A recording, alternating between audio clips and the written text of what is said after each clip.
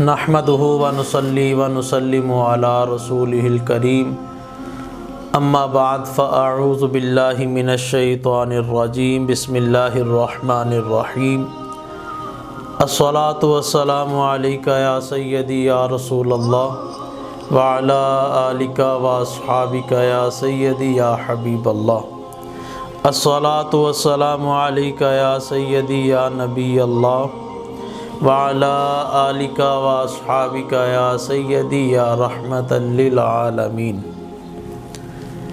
अजमेर शरीफ से एक बहन ने व्हाट्सएप के ज़रिए से सवाल किया कि मैंने ख्वाब में अपने दांत गिरते हुए देखे, बराए करम इसकी ताबीर इरशाद फरमा दीजिए। अल जवाब बियौनिल मालिकिल वहाब अल्लाहुम्मा हिदायतल हक़्क़ि वस्सवाब। ख्वाब के अंदर दांत टूटते हुए देखना या दांतों का गिरना, ये इस बात की तरफ इशारा है कि उसका कोई करीबी अज़ीज़ जो है वो बीमारी के अंदर मुब्तला होगा। अच्छा, एक तो सामने वाले दांत हैं। अच्छा, फिर दाढ़ों की तरफ चले जाएं तो जिस तरह सामने से दाढ़ों की तरफ हटते जाएंगे, इसी तरह क़ुर्बत से भी हटते जाएंगे। यानी अगर सामने के दांत टूटे हैं तो फिर करीबी अज़ीज़ के बीमार होने की तरफ इशारा है। अगर साथ वाले दांत गिरे हैं या टूटे हैं तो फिर ये उससे के बाद जो क़ुर्बत रखता है उसके बीमार होने की तरफ इशारा है।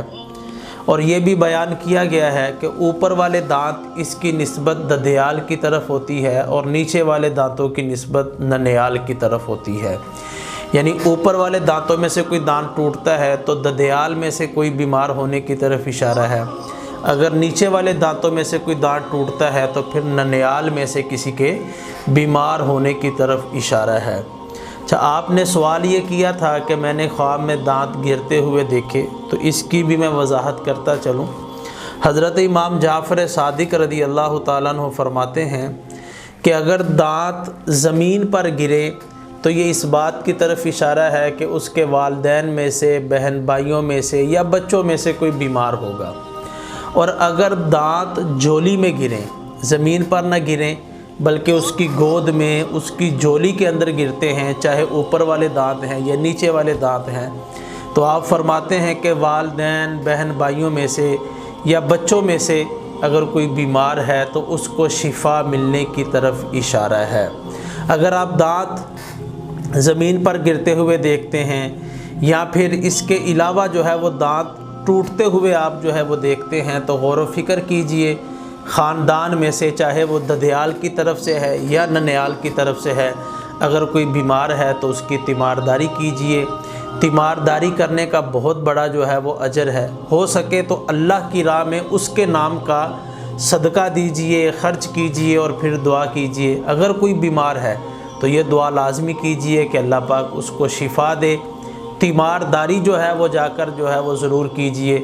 हदीस तय्यबा का मफ़हूम है कि किसी मुसलमान बीमार की तीमारदारी करने वाले को अल्लाह पाक एक शहीद जितना जो है वो अजर अता फ़रमाता है। और एक रिवायत का मफ़हूम ये है कि अल्लाह पाक तीमारदारी करने वाले को ओहद पहाड़ जितना जो है वो अजर अता फ़रमाता है। इसके अंदर कसीर जो है वो अजर है।